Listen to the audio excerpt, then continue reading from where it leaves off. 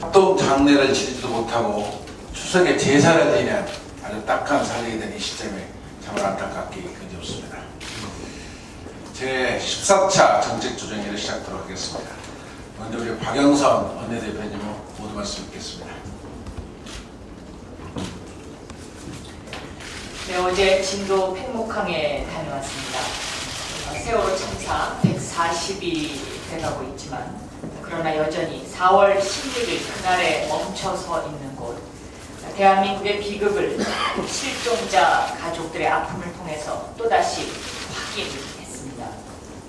온 국민의 간절한 염원과 기도를 담고서 팽목항에 나부끼는 노란 리본의 색이 바래가고 있는데 10분의 실종자가 아직도 바닷속에 있고 세월호 특별법은 표류하고 있습니다.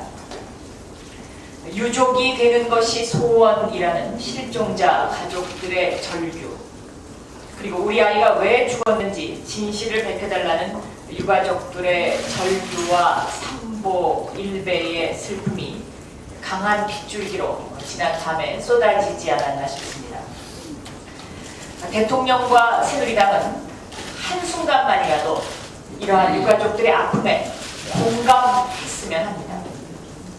국민의 생명과 안전을 지키지 못했다면 부끄러워할 줄 알아야 합니다.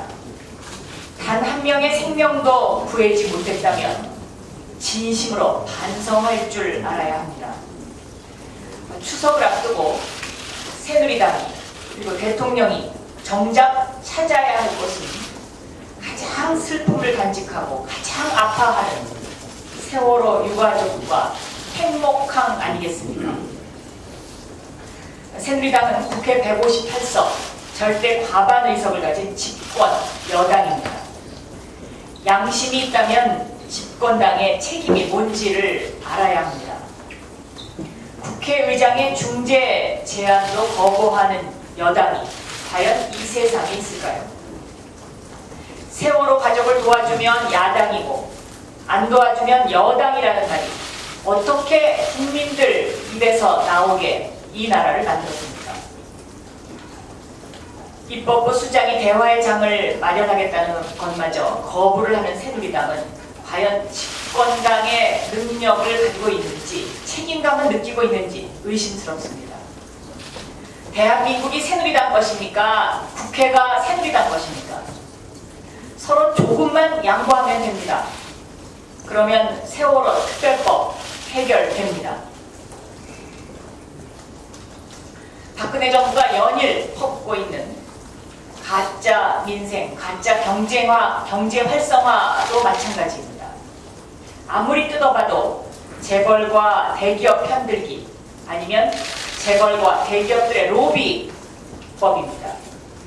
가계부채는 계속 늘어나는데 빚내서 집을 사라고 하고 의료 민영화로 재벌기업의 수익만 높여주고 부동산은 강남 부동산 부자들만 살찌우고 카지노 만들고 호화 요트 항구 건설하고 학교 근처에 관광 호텔 만드는 것이 어떻게 경제 살리기이고 민생이라고 할 수 있겠습니까? 오늘 새정치민주연합은 10시 반에 진짜 민생법이란 무엇인가를 놓고 간담회를 갖습니다. 새정치민주연합이 말하는 진짜 민생입법은 세월호 특별법, 전관예우 방지법, 관피아 방지법, 유병원 방지법, 그리고 국민의 건강권을 지키는 의료 공공성 확대법 등입니다. 추석을 앞두고 국민에게는 위안을 그리고 세월호 가족에게는 위로를 드리는 하루하루가 됐으면 하는 간절한 바람을 가지고 있습니다. 이상입니다. 예, 이어서 우리 우영건 정치의장님 말씀 드리겠습니다.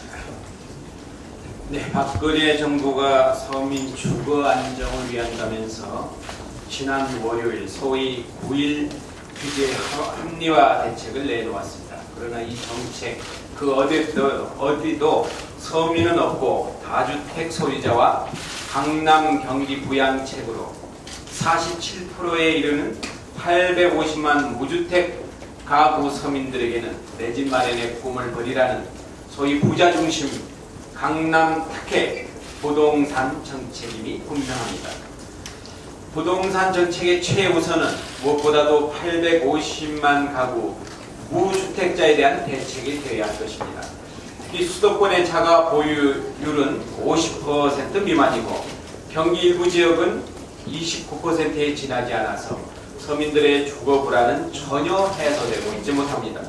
지난 7년 동안 이명박 정부는 25번, 박근혜 정부는 2년간 7번, 총 35번의 부동산 대책 등을 내놓았지만 부동산 경기는 여전히 침체되어 있고 무주택 서민들의 전월세난도 전혀 해소되고 있지 못하고 있습니다.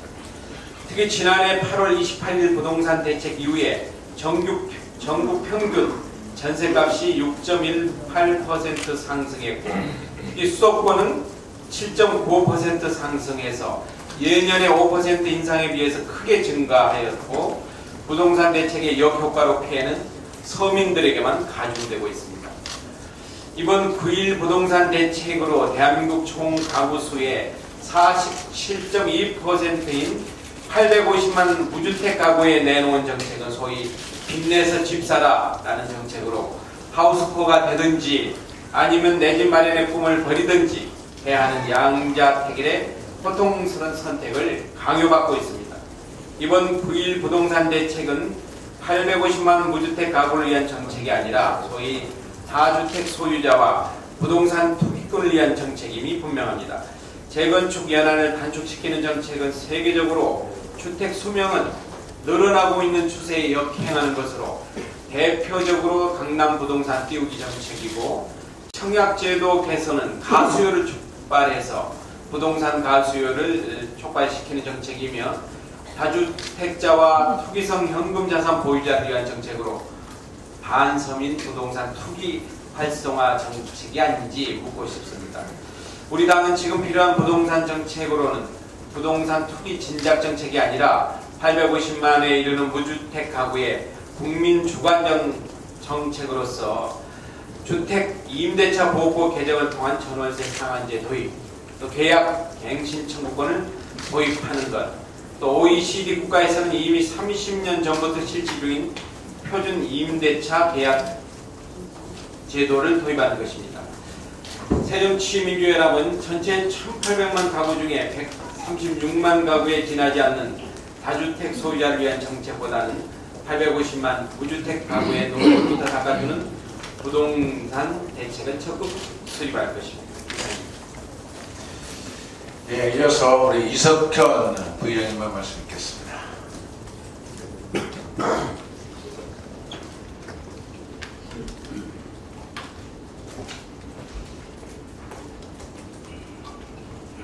예, 어제 정의와 국회의장이 세월호법 관련하여 여야 중재를 하겠다는 데 대해서 산 의장이 이를 거절한 것은 충격입니다. 이런 일은 해방 후 지금까지 오랜 의정사에 처음 있는 일입니다. 국회의원들이 뽑은 국회의장이 입법부 수장으로서 경색된 정국을 풀기 위해서 나서는 것조차 이런 지하에 거절하는 것은 스스로 국회의원이 입법부를 경시하는 자간항창이며 오직 청와대만 바라보는 해바라기 정치입니다. 또한 새누리당이 막힌 정국을 풀겠다는 의지가 전혀 없다는 증거입니다. 오직 자기들이 가진 포관에서 한 걸음도 물러나지 않겠다는 굳은 의지로 보이는데 그런 생각이라면 유족들은 왜 만나서 아픈 상처에 다시 수금을 뿌렸습니까? 그러면서 야당이 전국을 발목 잡는다고 말할 수가 있는 것입니까? 새누리당은 리모컨 정치에 안주하지 말고 입법부의 자존심을 살려서 즉각 국회의장의 중재에 응할 것을 촉구합니다. 네, 이어서 우리 조정식 사무총장님 말씀 듣겠습니다. 세월호 특별법과 관련된 새누리당 지도부의 발언이 도를 넘어서고 있습니다. 새누리당 김재원 수석 부대표는 유가족과 새누리당과의 3차 협상을 앞두고 강경 발언으로 협상 결렬의 원인을 제공하더니 어제는 한 라디오 인터뷰에서 협상장을 찾은 가족 대책위를 두고 무슨 목적으로 왔는지 의심할 수밖에 없다. 이런 발언으로 유가족을 모욕하고 내부 분열을 조장하는 발언을 했습니다. 심지어 국회의장의 중재 시도에 대해 내용을 잘 모르는 의장이 분란만 가속화시킬 수 있다며 입법부의 주장을 폄훼하고 무시하는 발언까지 서슴지 않고 있습니다. 김재원 수석의 이 같은 발언은 세월호 특별법 제정을 무산시키려는 속셈을 드러낸 것으로밖에 볼 수 없습니다. 지금 새누리당이 유가족 배후에 대해 운운하고 있는데 오히려 되묻고 싶습니다. 새누리당 지도부는 누구의 지시를 받고 특별법 협상을 해치는 강경 발언을 쏟아낼 것입니까? 새누리당이 청와대를 위한 협상을 하고 있다는 의혹에 대해 답해야 합니다. 거듭 촉구합니다. 새누리당이 유가족의 마음으로 돌아가 추석 전 특별법 타결이 성사될 수 있도록 적극 나서줄 것을 촉구합니다. 아울러 김재원 수석은 세월호 특별법 협상을 가로막고 유가족의 상처를 주는 발언에 대해 사과하고 자중자애하기 바랍니다. 예, 이어서 우리 유경 대변인께서 대변인을 모시고 진도를 다녀서 진도 현장 분위기를 전해드리겠습니다. 어제 박영선 국민공감혁신위원장과 함께 세월호 실종자 가족들이 있는 진도를 방문했습니다. 가족들이 진료를 받고 있는 목포 한국병원, 진도 실내체육관, 팽목항을 차례로 방문했습니다. 지금 진도에는 단원고 2학년 일반 조은호 학생을 비롯한 5명의 학생, 양승진 선생님을 비롯한 2명의 교사, 일반 승객 권재근 씨와 그 6살 아들 혁규군을 비롯한 3명의 일반 승객, 실종자 10명의 9가족들이 마지막까지 희망의 끈을 놓지 않고 팽목항을 그리고 진도 실내체육관을 지키고 있었습니다. 가장 먼저 이들은 140일간의 고통스러운 기다림과 과도한 긴장 속에서 극심한 근육통 그리고 위장병으로 시달리고 있었습니다. 그들의 고통이 정말 가슴 아프게 와닿았습니다. 실종자 가족들의 일치된 목소리는 제발 실종자들을 잊지 말아달라는 호소였습니다. 아울러 이 정부의 관심과 지원이 점점 축소되고 있지 않은가 하는 데 대한 비판과 우려였습니다. 목포 한국병원에서 만난 남현철 군의 아버지는 지금 실종자 가족 대책위원장을 맡고 계신 분입니다. 팽목항 가족식당의 폐쇄, 그리고 진도 실내체육관 약국 운영의 축소 운영 같은 사안에서 보듯이 점점 정부의 관심과 지원이 축소되고 있다는 것입니다.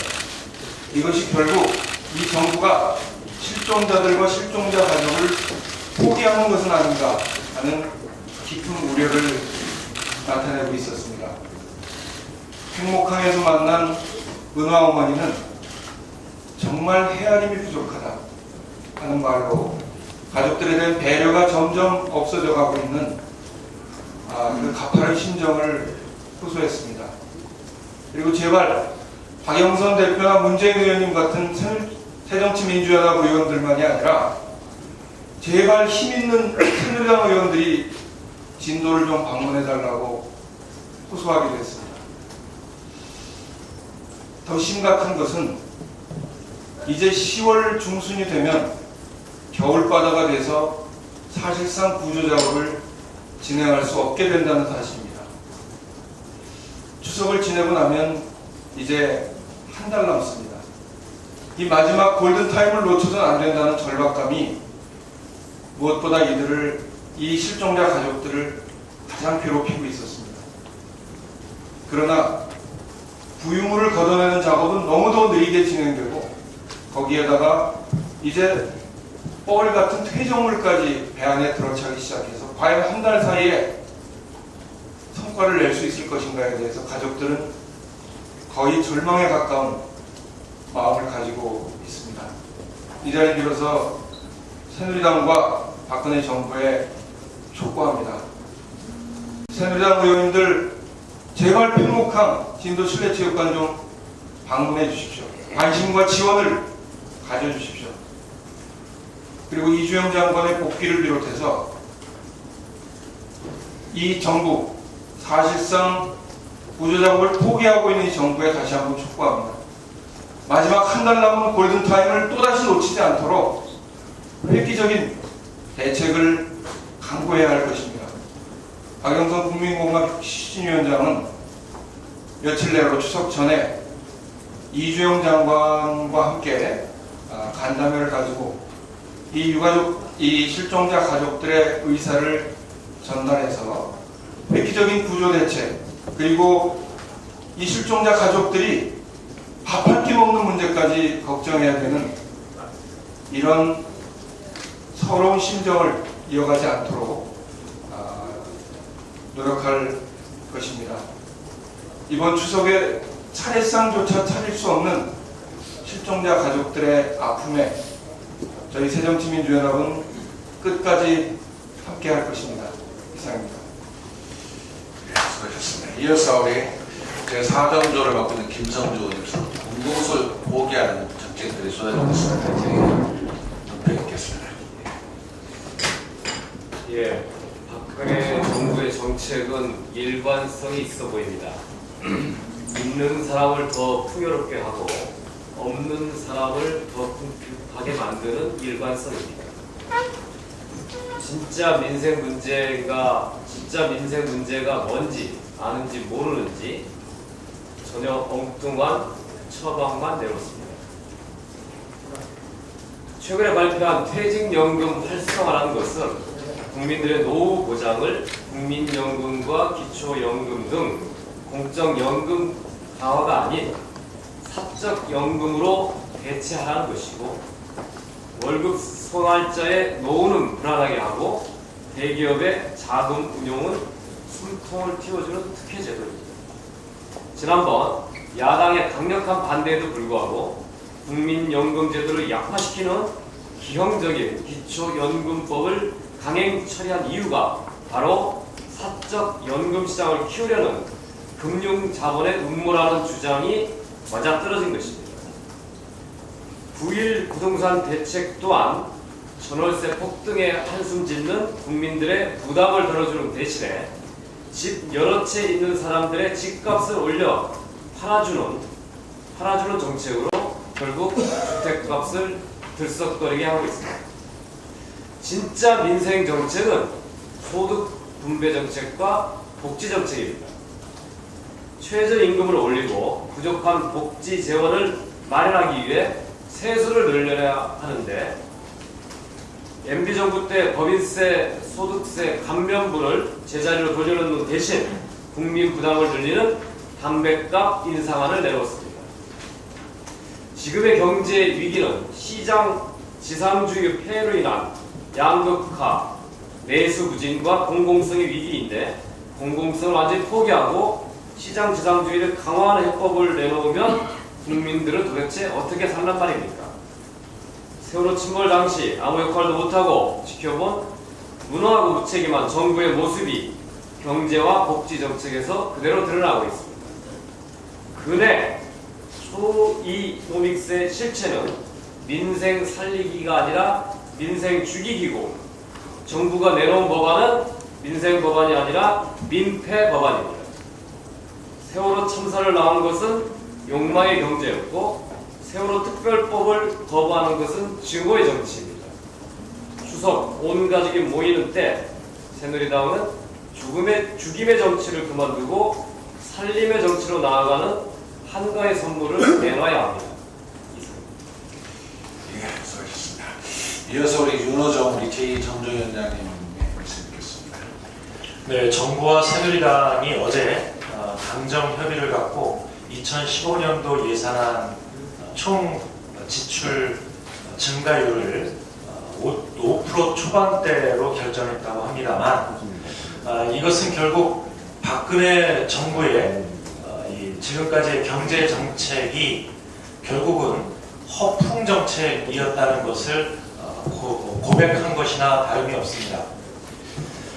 지금까지 박근혜 정부는 기회 있을 때마다 추경 편성을 하지 않은 대신 내년 예산안을 최대한 확장적으로 편성하겠다 이렇게 이야기해 왔습니다. 확장적 재정 운용이라는 이 말이 초이노믹스의 핵심 개념이었던 셈입니다. 그러나 이 5% 초반대의 총 지출 편성은 증가는 작년에 올해 예산 증가율 4.0%에 비하면 과연 무엇이 확장적인가라고 하는 의문을 가질 수밖에 없습니다. 특히 이런 정부의 내년 예산안 편성 방침이 더욱 심각한 것은 재원 대책이 전혀 마련되어 있지 않다라고 하는 점입니다.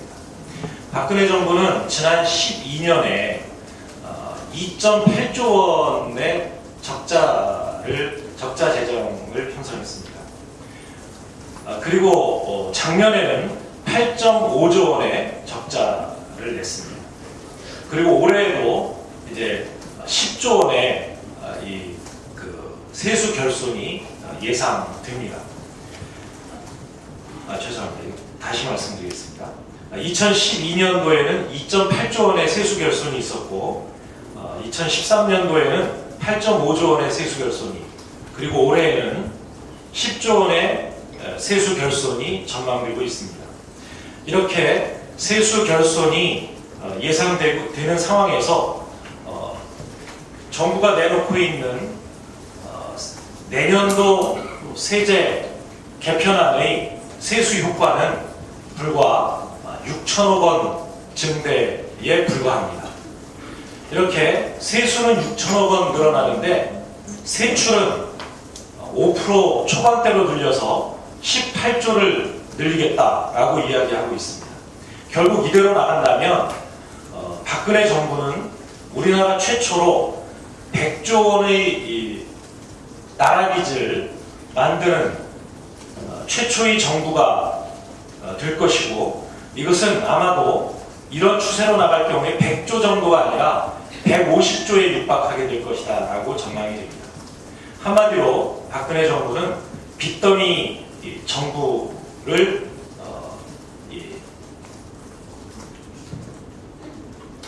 만들겠다라고 하는 것에 다름 아닙니다.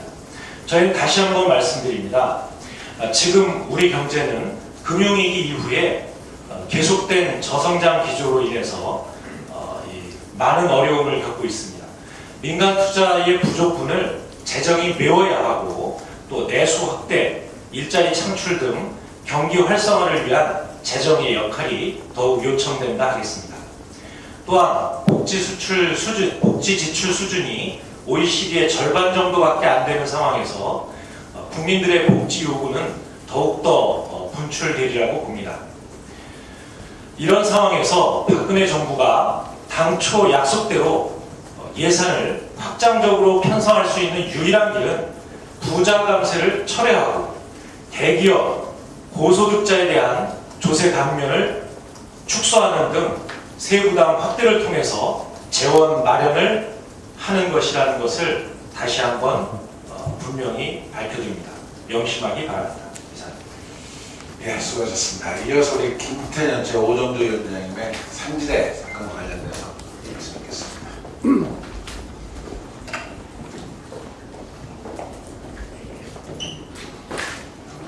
상지대 말씀드리기 전에 세월호 관련해서 한 말씀 드리겠습니다. 어저께 김재원 의원이 정의화 국회의장의 여야 그리고 유가족 3자 간의 중재 의사를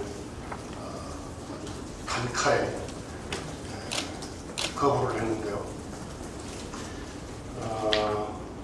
아주 무시한 거죠.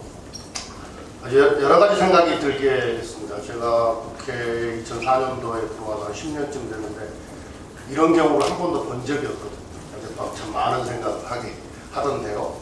도대체 국회의장이 친박이 아니어서 이렇게 무시를 하는가, 이런 생각도 들고요. 청와대의 이른바 이 가이드라인, 지침이 얼마나 세길래 자당 출신 국회의장의 이런 이 중재 의사를 이게 수석이 이렇게 그냥 단칼에 무시하는가, 이런 생각도 들고요. 도대체 꼭 무엇을 지켜야 하고 또 누구를 지킬 것이 있지 않고서야 이런 행동을 할 수가 있겠는가. 이건 제 눈에는 거의 몰상식으로밖에는 보여지지 않았다는 말씀을 드립니다. 상지대 관련해서 간단히 말씀드리겠습니다. 이 사학 비리로 퇴출된 이 김문기가 상지대 총장으로 복귀를 했습니다. 아주 파렴치한 행태입니다. 김문기 복귀와 이로 인해 상지대 분규가 다시 발생한 데 대해서 교육부와 사분위가 전적으로 책임을 져야 합니다. 이 김문기는 이 사학비리의 대명사이고 상지대 발전을 저해해온 이 상지대 구성원들과 이 국민들께 사과를 해야 합니다. 그리고 상지대 총장에서 즉각 사퇴를 해야 합니다. 교육부 장관은 상지대에 대해 이사회 파행 운영과 사학비리 주범을 총장에 선임한 책임을 물어서 이사진 전원을 해임하고 총장 선출을 무효화시켜야 합니다. 그리고 상지대에 임시이사를 파견해서 재정상화 노력을 해야 합니다. 사분위가 그간 이 사분위는 사학분쟁 조정위원회인데요. 이 사분위가 지금까지 이 사학 정상화는커녕 사학 분쟁을 조장하는 역할을 해왔다, 이런 비판이 있습니다. 또 실제로 그런 역할을 해왔습니다. 근데 이 사분위를 정상화하기 위해서 이 자문위원회로 하는 사립학교법 개정안, 이거 유은혜 의원이 대표 발의를 해놓고 있는데요. 이걸 반드시 처리를 해야 할 것 같습니다. 내일 우리 새정치민주연합 교문위 의원들은 상지대를 방문해서 이 문제와 관련한 현장 조사를 실시할 예정입니다. 네, 수고하셨습니다. 좀 짧게 한 말씀 드리도록 하겠습니다. 9.1 부동산 대책을 엊그제 발표를 했죠. 그 내용은 여러분 아시다시피 대도시 재건축년에 10년을 단축하고 재건축 안전 기준을 완화하고 소형주택 의무 건설 비율 및 임대주택 의무 건설 비율을 완화하는 정책 방식이었습니다. 도시부 재건축을 용이하게 하는 것이 주 내용이었고요. 그 정책은 실수요자 기대하는 거리가 먼 투기 바람에 불을 지피는 방안이었습니다.